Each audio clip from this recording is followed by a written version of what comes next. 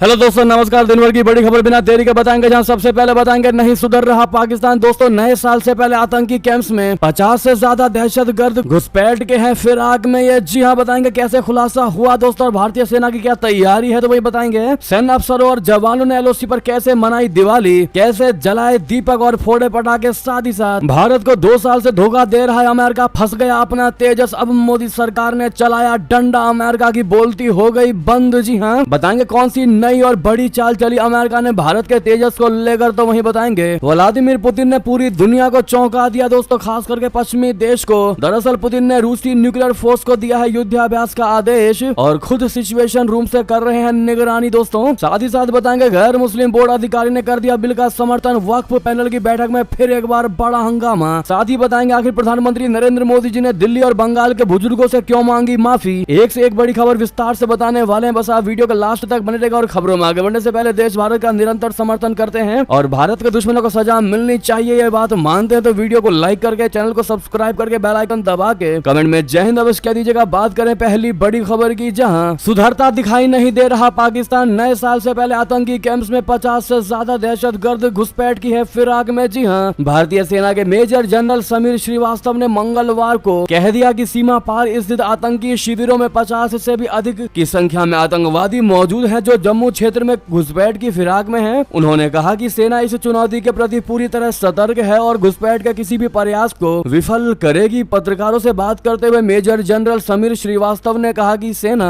इन आतंकवादियों को नागरिकों को नुकसान पहुंचाने नहीं देगी। जम्मू कश्मीर के अखनूर सेक्टर के एक गाँव के पास जंगल में छिपे 2 आतंकवादियों को सुरक्षा बलों ने मंगलवार की सुबह मार गिराया, जिससे नियंत्रण रेखा बोले तो एलओसी के पास 27 घंटे तक चली इस मुठभेड़ में मारे गए आतंकवादियों की संख्या 3 हो गई है। श्रीवास्तव ने कहा कि चुनौतियां वही हैं, घुसपैठ और आतंकवादी गतिविधियों का मुकाबला करना है। हम पूरी तरह से तैयार हैं, जैसा कि आपने आतंकवादियों के खिलाफ हाल के सफल अभियानों में देखा है। मुझे यकीन है कि ऐसे सफल अभियानों का आतंकवाद पर असर पड़ेगा। पीर पंजाल के दक्षिण में स्थित आतंकी शिविरों में मौजूद संभावित आतंकवादियों की संख्या को लेकर उन्होंने कहा कि संख्या के बारे में जानकारी आमतौर पर बदलते समय के साथ बदलती रहती है। संयुक्त खुफिया रिपोर्ट के अनुसार वहाँ 50 से 60 आतंकवादी मौजूद है दोस्तों, यानी कि त्योहार के समय में आतंकवादी भारत में खलल डालने की कोशिश में लगे रहते हैं और वो सोचते हैं कि कैसे भारत को परेशान किया जाए। भारत के लोग खुशियां मना रहे हैं, कैसे उनको गम में तब्दील किया जाए। ऐसे में अपनी भारतीय सेना इन आतंकवादियों को तगड़ा जवाब देने के लिए हमेशा मुस्तैद रहती है। ऐसे में all the best Indian army कहना मत भूलेगा। लगे हाथ आपको बता दे दोस्तों, सैन्य अफसरों और जवानों ने एलओसी पर मनाई दिवाली, दीपक जलाए और पटाखे जलाए। जी हाँ, अपने घरों से मीलों दूर नियंत्रण रेखा की रखवाली कर रहे सेना के जवान और अधिकारी सशस्त्र बलों की पारिवारिक परंपरा के अनुसार रोशनी का त्योहार दिवाली मना रहे हैं। सीमा पार से आतंकवादियों की घुसपैठ करने की दुश्मन की कोशिशों के खिलाफ उच्च स्तर की सतर्कता बरतते हुए ये जवान त्योहार के अवसर पर दिए जलाते हैं और पटाखे फोड़ते हैं। अखनूर सेक्टर में एक अधिकारी ने कहा कि हम अपने घरों से मीलों दूर दिवाली मनाते हैं। सेना हमारे लिए एक और बड़े परिवार की तरह है। हमारी परंपरा के अनुसार हम अपने साथी जवानों और अधिकारियों के साथ दिवाली मनाते हैं। जवानों ने लक्ष्मी माता जी की पूजा की, लक्ष्मी गणेश की आरती गाई और उत्सव के दौरान पटाखे भी फोड़े। ऐसे में दोस्तों, हम और आप अपने घरों में परिवार के साथ दिवाली की खुशियां मनाते हैं, लेकिन हमारे जवान अपने माता पिता को, पति पत्नी को, बच्चों को छोड़कर बॉर्डर पर देश की रखवाली करते हैं, हमें सुरक्षित करते हैं। ऐसे में उनको हैप्पी दिवाली कहना तो बनता है दोस्तों। लगे हाथ तो आपको बता दें, भारत को 2 साल से धोखा दे रहा अमेरिका फंस गया अपना तेजस। अब मोदी सरकार ने चलाया डंडा। दरअसल अमेरिका पिछले 2 साल से तेजस लड़ाकू विमान के इंजन की डिलीवरी को लेकर भारत को धोखा दे रहा है। इस कारण भारत की सैन्य तैयारियों पर विपरीत असर पड़ता दिखाई दे रहा है दोस्तों। भारतीय वायुसेना को अपने नए तेजस लड़ाकू विमान के लिए अमेरिकी कंपनी जनरल इलेक्ट्रिक यानी जीई के इंजनों की आवश्यकता है, लेकिन इस अमेरिकी कंपनी ने पिछले 2 साल से भारत को तेजस के इंजन की आपूर्ति नहीं की है। इस कारण भारतीय वायुसेना की युद्ध तैयारियों पर विपरीत असर पड़ रहा है। अब अमेरिका के इस रवैये से परेशान होकर मोदी सरकार ने जनरल इलेक्ट्रिक पर जुर्माना लगा दिया है। जनरल इलेक्ट्रिक तेजस MK2A के इंजन F404IN20 का निर्माण करता है। रिपोर्ट के अनुसार सूत्रों ने बताया कि सभी अनुबंध दायित्वों को पूरा किया जाएगा, सभी धाराओं को लागू किया जाएगा। रिपोर्ट में सरकारी सूत्रों के हवाले से बताया गया है कि तेजस के इंजन की डिलीवरी में देरी को लेकर अमेरिकी कंपनी जनरल इलेक्ट्रिक पर भारत ने जुर्माना लगाया है। यानी कि प्यार से नहीं मानेगा अमेरिका तो भारत के पास भी नए हथकंडे हैं अमेरिका को लाइन पर लाने का। तो वहीं आपको बता दें, देपसांग डेमचौक में डिसएंगेजमेंट हुआ, पूरा भारत चीन सीमा से पीछे हटे, सैनिक अस्थायी निर्माण भी हटा लिया गया। बता दें, पूर्वी लद्दाख के देपसांग और डेमचौक इलाकों में भारतीय और चीनी सैनिकों के बीच पीछे हटने की प्रक्रिया लगभग पूरी हो चुकी है। रक्षा सूत्रों सूत्रों ने मीडिया को बताया कि भारतीय सेना और चीन की पीपुल्स लिबरेशन आर्मी दोनों ही वर्तमान में वास्तविक नियंत्रण रेखा के पास संवेदनशील क्षेत्रों में कर्मियों की वापसी और सैन्य बुनियादी ढांचे को खत्म करने की पुष्टि कर रही है। सत्यापन प्रक्रिया दोनों सेनाओं द्वारा संयुक्त रूप से संचालित की जाएगी, जिसमें यह पुष्टि करना शामिल है कि सहमत शर्तों के अनुसार पदों को खाली कर दिया गया है और प्रतिष्ठानों को हटा दिया गया है। सूत्रों ने बताया कि वर्तमान में विश्वास के आधार पर काम किया जा रहा है। गलवान क्षेत्र सहित 4 बफर जोन के बारे में अभी तक कोई चर्चा नहीं हुई है। सूत्रों ने कहा कि कोर कमांडर स्तर पर चर्चा बफर जोन में गश्त फिर से शुरू करने की संभावना पर फैसला करेगी, जो डेमचोक और देपसांग क्षेत्र में गश्त की सफल शुरुआत के बाद होगी। वहीं बता दें, पुतिन ने रूसी न्यूक्लियर फोर्स को दे दिया युद्ध अभ्यास करने का आदेश, जो खुद सिचुएशन रूम से कर रहे हैं उसकी निगरानी। दोस्तों, रूसी राष्ट्रपति व्लादिमीर पुतिन ने देश के न्यूक्लियर डेटरेंस फोर्स को युद्धाभ्यास का आदेश दे दिया है। उन्होंने क्रेमलिन के सिचुएशन रूम में बैठकर इस अभ्यास की निगरानी भी की। पुतिन ने अभ्यास से पहले कहा कि आज हम स्ट्रेटेजिक डेटरेंस फोर्स का एक और अभ्यास कर रहे हैं। हम बैलिस्टिक और क्रूज मिसाइलों के व्यवहारिक प्रक्षेपण सहित परमाणु हथियारों का उपयोग और उनकी कार्य कुशलता का भी परीक्षण करेंगे। पुतिन ने जोर देकर कहा कि परमाणु हथियारों का इस्तेमाल देश की सुरक्षा सुनिश्चित करने के लिए अंतिम उपाय के रूप में ही किया जाएगा। उन्होंने कहा कि ये रशिया के सैन्य सिद्धांत का एक मूलभूत हिस्सा है। तो वहीं बता दें, उत्तर कोरिया के रशिया के साथ आने पर अमेरिका की बड़ी चेतावनी। कहा फिर यूक्रेन भी इस्तेमाल करेगा हमारा हथियार। जी हां, पिछले कई दिनों से लगातार खबरें आ रही हैं कि रूस यूक्रेन युद्ध में उत्तर कोरियाई सैनिकों को उतारा जा सकता है। हालांकि रूस के द्वारा इन आरोपों का खंडन भी किया जा चुका है। उसके बावजूद भी नाटो का कहना है कि रशिया की ओर से 10,000 उत्तर कोरियाई सैनिक युद्ध में शामिल होने के लिए आ रहे हैं। अब इस मामले में अमेरिका की ओर से भी चेतावनी जारी की गई है। अमेरिकी रक्षा मुख्यालय पेंटागन ने चेतावनी दी है कि यूक्रेन युद्ध में उत्तर कोरिया अगर रूस की तरफ से शामिल होता है तो कीव पर अमेरिकी हथियारों के इस्तेमाल को रोका नहीं जाएगा, यानी कि अमेरिकी हथियारों के इस्तेमाल की रोक नहीं लगाई जाएगी। पेंटागन ने सोमवार को यह चेतावनी नाटो के उस बयान के बाद जारी किया जिसमें उसने रूस में उत्तर कोरिया के सैनिकों की मौजूदगी की पुष्टि की थी। उत्तर अटलांटिक संधि संगठन महासचिव मार्क रूट ने दक्षिण कोरियाई प्रतिनिधि मंडल से मुलाकात के बाद ये बयान दिया था। अमेरिकी राष्ट्रपति बाइडेन ने कहा कि यह घटनाक्रम बहुत खतरनाक है। पेंटागन ने अनुमान लगाया कि पूर्वी रशिया में प्रशिक्षण के लिए 10,000 उत्तर कोरियाई सैनिकों को तैनात किया गया है। पेंटागन की प्रवक्ता सबरीना सिंह ने कहा कि इन सैनिकों का एक हिस्सा पहले ही यूक्रेन के करीब पहुंच चुका है। हमारी चिंता बढ़ती जा रही है कि रशिया इन सैनिकों का उपयोग युद्ध में या यूक्रेन की सीमा के निकट रशिया के कुर्स्क ओब्लास्ट में यूक्रेनी सेना के विरुद्ध अभियानों में सहायता के लिए करना चाहता है। वहीं आपको बता दें, बांग्लादेश से बड़ी खबर, शेख हसीना को बड़ी राहत, अवामी लीग पर बैन लगाने की याचिका वापस ले ली गई। दोस्तों, बांग्लादेश की पूर्व प्रधानमंत्री शेख हसीना और उनकी पार्टी के लिए एक राहत भरी खबर है। दरअसल उनकी पार्टी अवामी लीग और कई अन्य दलों पर प्रतिबंध लगाने की मांग करने वाली याचिका मंगलवार को वापस ले ली गई है। सोमवार को छात्र आंदोलन के नेताओं ने ढाका हाई कोर्ट में एक याचिका दायर करके अदालत से अवामी लीग और 10 अन्य दलों की राजनीतिक गतिविधियां रोकने के लिए निर्देश देने की मांग की थी, जिसे मंगलवार को वापस ले लिया गया। अदालत के अधिकारियों और वकीलों ने बताया कि छात्र आंदोलन के 3 शीर्ष नेताओं और समन्वयकों सरजिश आलम, हसनत अब्दुल्ला और हसीबुल इस्लाम ने याचिका को वापस लेने का फैसला किया है। याचिका में 2014, 2018 और 2024 में हुए 3 आम चुनावों पर भी सवाल उठाया गया था, जिनमें हसीना के नेतृत्व वाली अवामी लीग सत्ता में आई थी। वहीं बता दें, स्पेन के राष्ट्रपति पेड्रो ने मुंबई में पत्नी संग मनाई दिवाली। भगवान गणेश जी की मूर्ति खरीदने के लिए यूपीआई से की पेमेंट। जी हाँ, स्पेन के राष्ट्रपति पेड्रो सांचेज भारत के 3 दिवसीय दौरे पर हैं। उन्होंने सोमवार को मुंबई में बेगोना गोमेज के साथ दिवाली का त्योहार मनाया। मंगलवार को सांचेज ने मुंबई में विशेष रूप से भगवान श्री गणेश जी की मूर्ति खरीदने के लिए यूनिफाइड पेमेंट्स इंटरफेस यानी यूपीआई का उपयोग किया। इस लेन देन में जानकार भारतीय प्रतिनिधि ने उनकी मदद की। सांचेज और उनकी पत्नी बेगोना गोमेज ने दिवाली के अवसर पर मुंबई में दिए जलाए और पटाखे छोड़े। उन्होंने भारतीय मिठाइयों का भी आनंद लिया, जिसमें लड्डू शामिल थे। सोमवार को भारत के प्रधानमंत्री नरेंद्र मोदी और पेड्रो सांचेज ने तात्कालिक उन्नत प्रणाली लिमिटेड एयरबस की C-295 सैन्य विमान निर्माण करने की निजी सुविधा का उद्घाटन किया। यह सुविधा वडोदरा में स्थित है और यह भारत में सैन्य विमान के लिए पहली निजी अंतिम संयोजन लाइन है। प्रधानमंत्री मोदी ने कहा कि यह सुविधा भारत स्पेन के रिश्तों को मजबूत बनाएगी और make in India make for the world के हमारे मिशन को बढ़ावा देगी। तो वहीं आपको बता दें, पाकिस्तान में पोलियो टीकाकरण टीमों पर बड़ा हमला। आतंकियों ने बंधक बना लिया वैक्सीन पिलाने वाले ग्रुप को। जी हाँ, पाकिस्तान के अशांत उत्तर पश्चिमी प्रांत खैबर पख्तूनख्वा में मंगलवार को पोलियो टीकाकरण दल पर हमला करने वाले 3 आतंकवादियों को सुरक्षा बलों ने मार गिराया। सूत्रों ने यहाँ बताया कि एक अन्य घटना में आतंकवादियों ने उसी प्रांत के एक डिस्पेंसरी में पोलियो टीकाकरण करने वाली टीम को बंधक बना लिया। पोलियो टीकाकरण टीम पर हमले की इस घटना से एक दिन पहले सोमवार को पाकिस्तान ने 4.5 करोड़ बच्चों के टीकाकरण के लिए अपना तीसरा राष्ट्रव्यापी टीकाकरण अभियान शुरू किया। पहली घटना अफगानिस्तान की सीमा से लगे औरकजई कबायली जिले में हुई, जहां पोलियो टीकाकरण कर्मियों पर हमले में एक पुलिसकर्मी की मौत हो गई। गई। दरअसल दोस्तों पाकिस्तान में कबायली लोग जो होते हैं वो अपने बच्चों को पोलियो का टीका दिए जाने के खिलाफ रहते हैं और वे अपने दृष्टिकोण की पुष्टि के लिए शरिया का हवाला देते हैं तथा इसे गैर इस्लामी बताते हैं। पाकिस्तान ने सोमवार को 4.5 करोड़ बच्चों को इस घातक बीमारी से बचाने के लिए अपना तीसरा राष्ट्रव्यापी पोलियो टीकाकरण अभियान शुरू किया। पाकिस्तान के 16 जिलों से लिए गए नमूनों में पोलियो के वायरस पाए गए हैं। क्या आपको नहीं लगता दोस्तों कि पोलियो जैसी दवाई को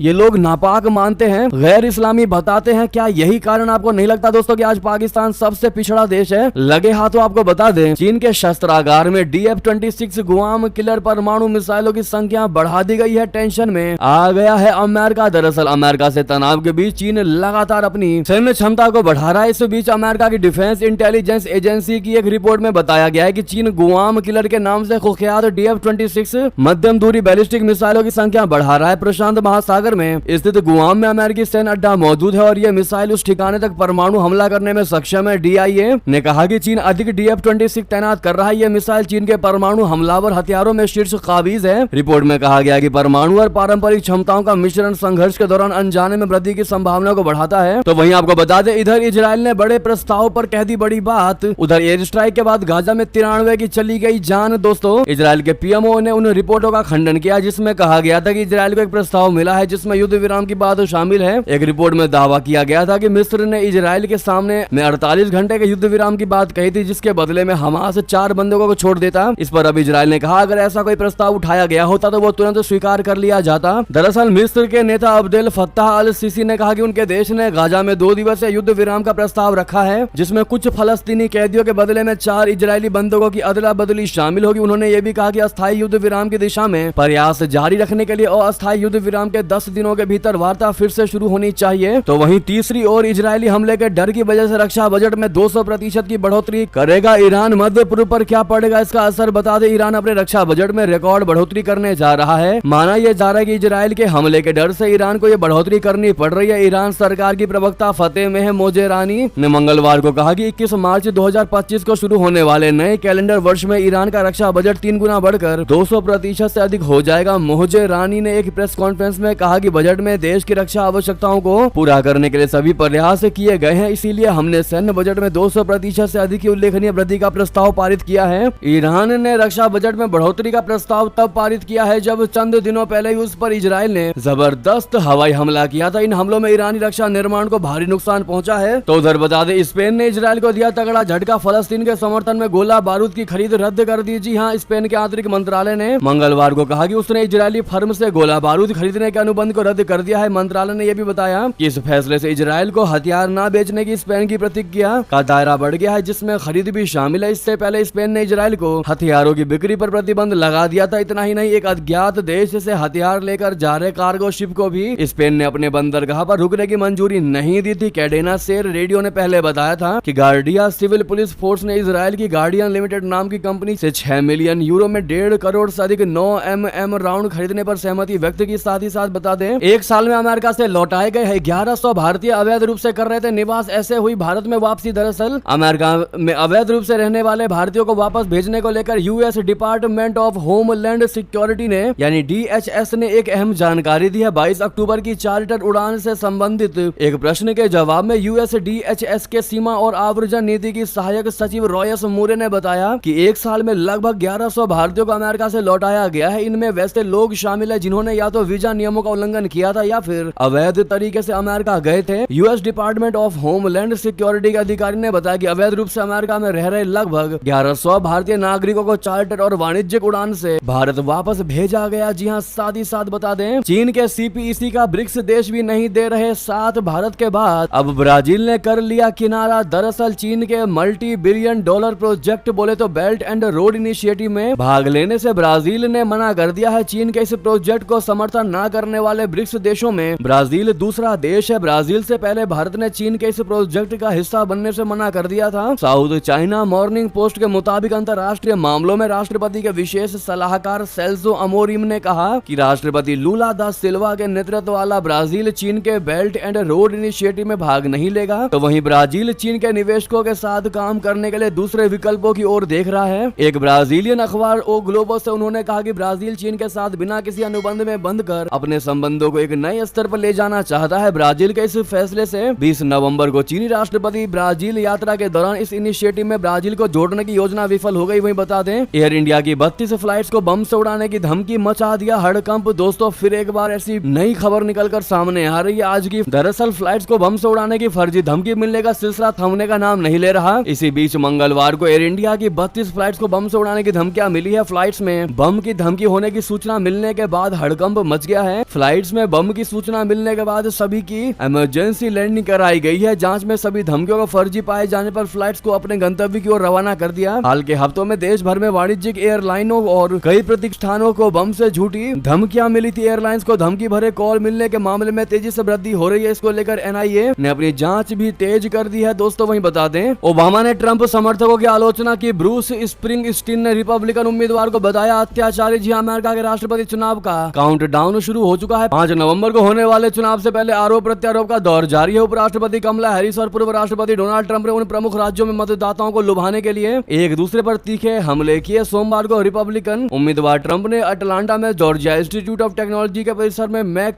कैमिश पैवेलियन में एक रैली को संबोधित किया, जहां उन्होंने डेमोक्रेट्स द्वारा उनकी तुलना नाजियों से करने के प्रयासों को खारिज किया। तो वहीं कमला हैरिस ने सोमवार को मिशिगन में अभियान चलाया, जो एक अद्भुत युद्ध का मैदान है। वॉरेन में एक रैली में उन्होंने इस बात पर प्रकाश डाला कि कैसे बाइडेन प्रशासन ने राज्य में अधिक नौकरियां पैदा करने पर ध्यान केंद्रित किया। उन्होंने रिपब्लिकन नेता पर निशाना साधते हुए कहा कि ट्रंप कामकाजी लोगों, मध्यम वर्ग के लोगों के लिए काम नहीं कर रहे हैं या उनकी चिंता नहीं कर रहे हैं। वही बता दें भारत बना वैश्विक रक्षा बाजार का प्रमुख खिलाड़ी। सबसे बड़े ग्राहक बने अमेरिका, आर्मेनिया और फ्रांस। दोस्तों भारत ने हाल ही में अन्य देशों को घातक हथियार निर्यात करने में अपनी हिचकिचाहट को दूर कर लिया है। इस दिशा में आर्मेनिया भारत का सबसे बड़ा ग्राहक बन गया है। आर्मेनिया ने भारत से कई आधुनिक हथियार प्रणालियां खरीदी हैं, जिनमें आकाश वायु रक्षा मिसाइलें, पिनाका रॉकेट प्रणाली और 155 मिलीमीटर आर्टिलरी गन शामिल है। साथ ही साथ बता दें ईरान के सारे S-300 ध्वस्त इजरायली हमलों से खुली रूसी डिफेंस सिस्टम की पोल क्या भारत के लिए है ये एक सबक। दोस्तों ईरान और इजरायल के बीच बढ़ते संघर्ष में रूस के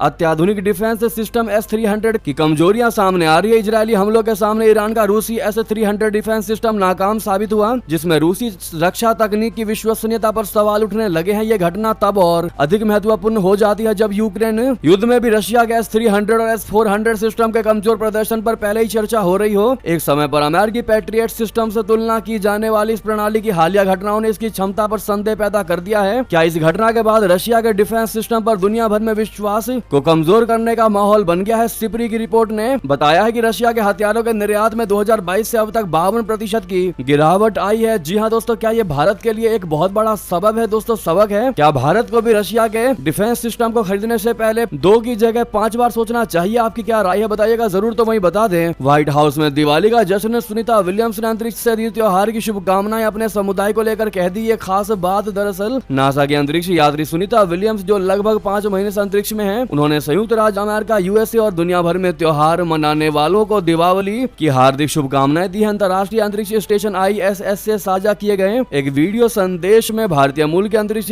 यात्री ने कहा कि इस साल उन्हें पृथ्वी पर 260 मील ऊपर से दिवाली मनाने का अनूठा अवसर मिला है। उन्होंने कहा कि मैं व्हाइट हाउस और दुनिया भर में आज जश्न मना रहे सभी लोगों को दीपावली की हार्दिक शुभकामनाएं देना चाहती हूँ। इस साल मुझे पृथ्वी से 260 मील ऊपर ISS पर दिवाली मनाने का अनूठा अवसर मिला है। मेरे पिता ने हमें दिवाली और अन्य भारतीय त्योहारों के बारे में सिखाकर अपनी सांस्कृतिक जड़ों को बनाए रखा है। विलियम्स ने इस त्योहार के आशा और नवीनीकरण के संदेश पर जोर देते हुए कहा कि दिवाली खुशी का समय है, क्योंकि दुनिया में अच्छाई कायम है। दोस्तों ऐसे में आप लोग भी उनको हैप्पी दीपावली सुनीता विलियम्स जी कहना मत भूलिएगा। साथ ही साथ बता दें गैर मुस्लिम बोर्ड अधिकारी ने किया बिल का समर्थन। वक्फ पैनल की बैठक में फिर मचा हंगामा। दरअसल दिल्ली वक्फ बोर्ड द्वारा प्रस्तावित संशोधनों का समर्थन करने के बाद संयुक्त संसदीय समिति की बैठक में फिर से हंगामा हुआ है। सूत्रों के अनुसार दिल्ली वक्फ बोर्ड के प्रशासक IAS अश्वनी कुमार ने विधेयक का समर्थन किया, जबकि विपक्षी सांसदों ने उनके रुख को अवैध करार दिया। विपक्ष ने तर्क दिया है कि दिल्ली वक्फ बोर्ड के प्रशासक मुस्लिम नहीं है और कहा कि कानून के अनुसार गैर मुस्लिमों को वक्फ बोर्ड में नहीं होना चाहिए। भाजपा के एक सांसद ने उल्लेख किया है कि जब अरविंद केजरीवाल मुख्यमंत्री थे तो उन्होंने दिल्ली वक्फ बोर्ड में एक हिंदू प्रशासक की नियुक्ति की थी। वहीं बता दें नवाब मलिक को मिला टिकट तो भड़की बीजेपी, कहा नहीं करेंगे प्रचार। उद्धव सेना ने ले लिए मजे। दरअसल महाराष्ट्र विधानसभा चुनाव 2024 के लिए नामांकन के आखिरी दिन कई उतार चढ़ाव देखने को मिला। महायुति और महाविकास आघाड़ी आखिरी दिन बचे हुए उम्मीदवारों के नामों की घोषणा की। प्रत्याशियों के नामों की घोषणा होने के बाद नामांकन दाखिल किए गए। इस बीच महायुति और महाविकास आघाड़ी दोनों ही गठबंधनों में कई बागी भी मैदान में उतर गए हैं। इन सब के बीच नवाब मलिक की चर्चा सबसे अधिक हो रही है। अजीत पवार कि एनसीपी ने बीजेपी के विरोध के बाद भी नवाब मलिक को उम्मीदवार बना दिया। नवाब मलिक ने मुंबई के मानखुर्द के शिवाजी नगर सीट से एनसीपी के टिकट पर पर्चा भरा है। बता दें कि यह सीट पहले बीजेपी नेता किरीट सोमैया के पास थी, लेकिन इस बार इसी सीट पर शिवसेना सिंधे गुट के सुरेश कृष्ण राव पाटिल को महायुति को आधिकारिक उम्मीदवार बनाया गया है। शिलार ने आगे कहा कि ये बात देवेंद्र फडणवीस ने पहले ही कही और अब मैं ये कह रहा हूँ कि जिस प्रकार से नवाब मलिक के लिए उनका चयन किया गया है तो नवाब मलिक के लिए प्रचार करने का सवाल ही नहीं उठता। अब सवाल सना मलिक को समर्थन देने का है, क्योंकि वे भी महायुति के उम्मीदवार हैं। हमारा मानना है कि किसी के खिलाफ कुछ नहीं है तो ऐसा ही होना चाहिए और महायुति का हर उम्मीदवार भाजपा का उम्मीदवार है। तो वहीं आपको बता दें, अयोध्या की दिवाली में स्वदेशी पर जोर, राम मंदिर ट्रस्ट ने चाइनीज प्रोडक्ट से बनाई दूरी। दोस्तों, श्री राम जन्मभूमि तीर्थ क्षेत्र ट्रस्ट ने स्वदेशी को बढ़ावा देने के लिए दिवाली के दौरान राम मंदिर की सजावट के लिए चीनी झालरों,